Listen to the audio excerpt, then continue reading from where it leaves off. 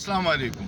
مشهور مصنف اشفاق احمد خپل یو واقعه بیانوي. هغه وایي چې زه یو پیره بهر ملک وم او روجه راله، نو موږ سره دفتر کې یو جاپانۍ جینۍ وه.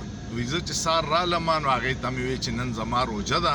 هغې ویل چې روجه سي تپوس یې وکړو. ما ورته ویل چې موږ د الله په حکم سره د سهار نه ماښامه پورې بالکل وږي تږي یو، څه نه خورو، دروغ نه وایو، غیبت نه کوو، پردی حق نه وهو، غلط کارونه نه کوو.